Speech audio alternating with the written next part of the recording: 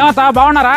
రెండేళ్ళుడు కూర్చోండి. మీ నాన్న అంటే సైలెంట్ గా ఉన్నాడు, కొత్త పిరికోళ్ళ ఉన్నాడు. మీ నాయన ఫోన్ పై ఛార్జింగ్ పెట్టు. ఏమండి మీ ఫోన్ కొత్త నెంబర్ నుంచి ఫోన్ వస్తుందండి. ఎత్తి స్పీకర్ లో పెట్టు. హలో హలో హలో వినిపిస్తుందా? వినిపిస్తుంది, చెప్పండి మేడం. నాయనా ఎవరు అమ్మాయి? ఉండే ఒక్క నిమిషం.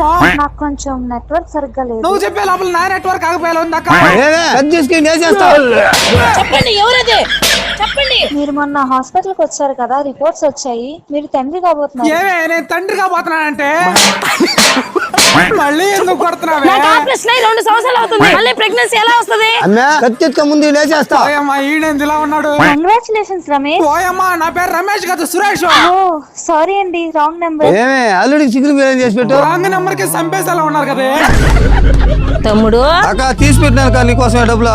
ఏమ్మా మా మామకి అప్పించావేంది? నా కొడుక్కి ఆరోగ్యం బాగాలేక అప్పు తీసుకోపోతున్నాను ఏం బాలేదమ్మా? నాయనా డ్యూటీ నుంచి వస్తుంటే అప్పుడే యాక్సిడెంట్ అయిందా, అప్పటి నుంచి ఆసుపత్రిలోనే పెట్టిన. ఇప్పుడే లక్షలు పోసాయినా నాయన, ఇంకా చాలా ఖర్చు అవుతుంది అంటున్నారా. హాస్పిటల్ కే లక్షలు ఖర్చు అవుతుందా అండి?